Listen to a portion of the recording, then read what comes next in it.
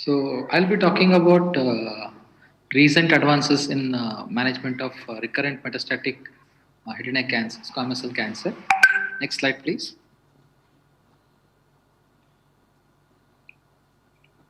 So head and neck cancer in India differs from those of Western data which we follow. It differs in age of onset, site of disease, etiology, and the molecular biology. We do see oral cavity cancers more below 40 years of age, whereas we see oropharynx and larynx cancer in the age more than 40 years. Next slide. So, in data from Tata Memorial Hospital, where they seen patients of around 5,595 patients, most of patients are stage 3 and stage 4, which are unresectable, or patients are not uh, eligible for receiving CTRT. Yeah, there is a difference between age of the site of the occurrence. Next slide, please. So what we see is, I think, extremely sorry for the visible slide. What we need is in these patients who have those huge tumor, they need a rapid relief, and chemotherapy alone doesn't do a good job. Next slide. Next slide. So this is the recommendations for the this group of patients. First line chemotherapy for these patients. Usually it is either platinum based, cetuximab based platinum therapy, which includes infusional 5FU, which is category 1, or immunotherapy, which is either category 1 along with chemotherapy, that is pembrolizumab and platinum therapy, or pembrolizumab monotherapy in patients who express CPC more than 1 as a 2B recommendations, and category 1 for patients more than 220. So most of my further discussion will be looking after the trials which have made these recommendations. Next slide, please. So why we need individualization of these treatments? Because patients needs a treatment which will prolong the survival. Patients we need rapid tumor burden debulking so that they have symptom free, and they should need a rapid response. There are issues with cisplatin and 5FA infusions which has to be addressed. Next.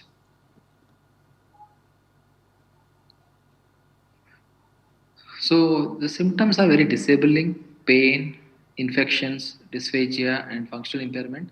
So we need to reduce a response in those subset of patients. Next. Next slide, please. Next slide, please. So in this subset of patients, we're going to look cetuximab-based therapy in Indian patients. We have a study to quote by Dr. Ankur Bal. Next slide, please. Where they looked closely into this subset of patients, where they used chemotherapy and cetuximab. It was a patients, basically 230 patients, which they were half of the patients received on 140 patients. Around two-thirds of patients received cetuximab and chemotherapy, and one-third of patients received chemotherapy alone. The endpoints were overall response rates, and this being a retrospective study, we have to take with a pinch of salt. Next slide, please. So if you see, this is our practice. Even though the recommendations is based upon the cisplatin and 5 based regime combination, we tend to use more of a paclitaxel and carboplatin combinations, which is both chemotherapy as well as there are a lot of issues for that. But I think this study reflects real time practice. Next slide, please. So patients, if you see that there is a definitely benefit in the overall survival, almost you see 10 months difference, almost 3 months difference between the two arms. Next slide, please.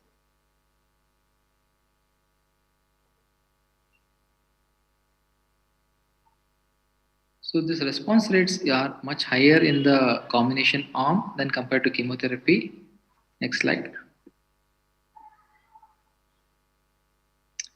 In this subset of patient, they administered cetuximab beyond progression. There is not much of data, but they have used. What they have seen is there is almost doubling of OS survival. Next slide, please.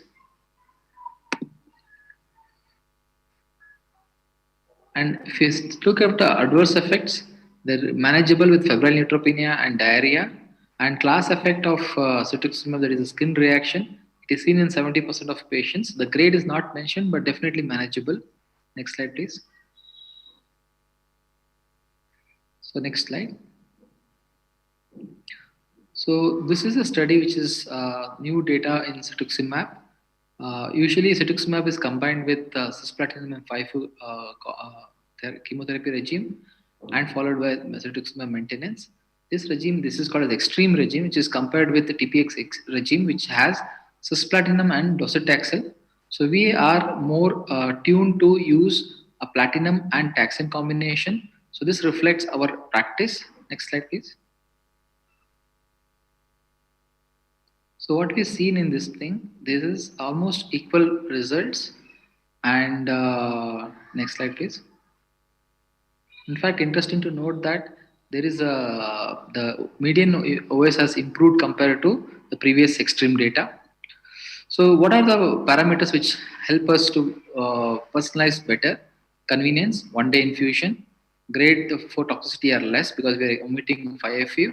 OS is near equal or non-inferior. Uh, there is only 4 cycles of chemotherapy with taxanes, and this is a bi-weekly maintenance, then weekly maintenance. Next slide, please. So it's quite doable protocol compared to our extreme protocol. The name was in the extreme, so we could got a sense of it.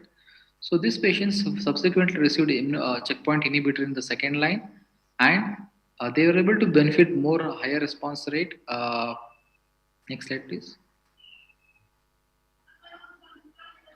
So this subset of patients who received second line post cetuximab, either taxane-based regimes or chemotherapy regimes or immunotherapy regimes, almost 16 to 17% of patients received immunotherapy regimes, whereas the rest of them received chemotherapy. Next slide, please.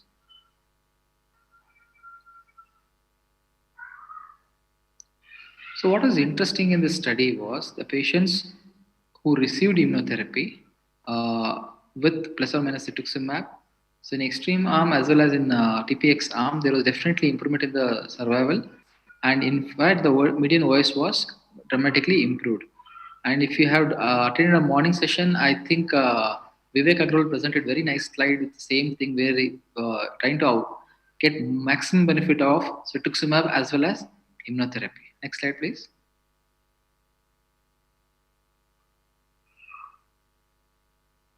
Same curve which shows improvement in OS when you give immunotherapy post cetuximab based regimes. Next slide.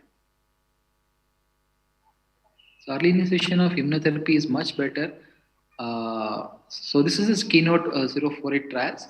So this trial has addressed very clearly what has to be done in this subset of patients in first line setting, where patient was given option of pembrolizumab and monotherapy, pembrolizumab and chemotherapy, and extreme regime, which has 5 based infusion regime along with maintenance of cetuximab. They were stratified by multiple parameters. Next slide, please. The key takeaway of these trials was, I'll just summarize for that short of time. The OS benefit was seen in the patients in the pembrolizumab and FIFO thing compared to extreme trial. So almost 13 months to 10 months difference was there. Hazard ratio was 0.77 and it was significant. In patients who were PDL1 positive, the median OS was who received only pembrolizumab monotherapy was much better when compared to 14 months to 10 months, and hazard ratio was quite significant to 0.9. Based on this recommendations, the NCCN has recommended first line treatment for immunotherapy combination and monotherapy for patients who are more than CPC 2 for all more than 1, and category 1 for the patients who are CPC more than 20. In the same panel, the first line of recommendation is the cetuximab based therapy. So this confusion we need to look closely in the trial. Can I have the slide? Next slide, please.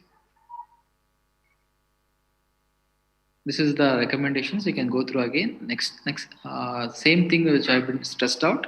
So there are the first category 1 recommendations are there for all these 3 diseases. So 3 indications. So there is, if you see the initial CPC, it was only TPS scoring was done. Later they used CPS scoring, where CPS less than 1, 1 to 20, more than 20, and more than 1 has been reviewed. Next slide. It's a busy slide. What it you have to look is the OS and PFS of pembrolizumab with or without chemotherapy. What we see is this drug is without monotherapy. In the monotherapy, definitely there is benefit for more than CPC1. In more than CPC20, it has drastically improvement. And with along with chemotherapy, it works in all the subset intended to treat subset, and more beneficial is seen in the patients who have better CPC. Next slide, please.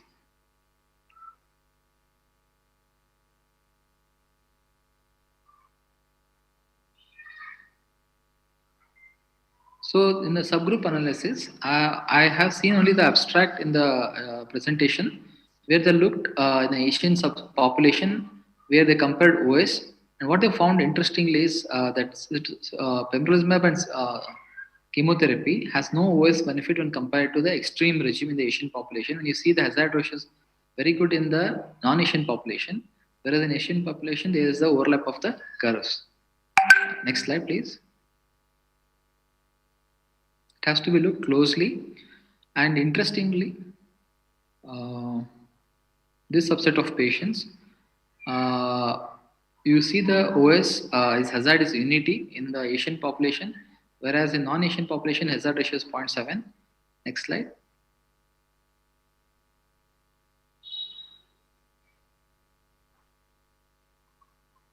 And when you think that in Asian population immunotherapy doesn't work, you have the paradox here.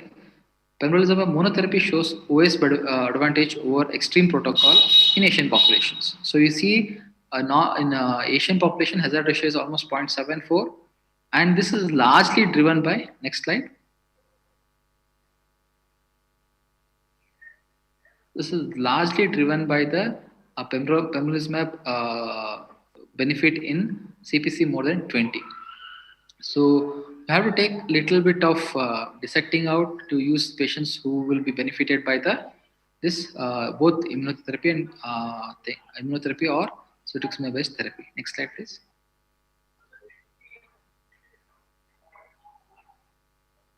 So I'll conclude with we need to maximize the response because patients are symptomatic and they want rapid relief in their symptoms. As of now, all three recommendations are category 1 recommendations.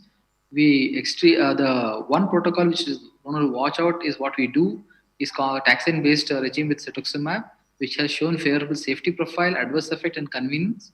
And we need more data comparison to the standard. I think one of the few speakers and early speakers had told about that.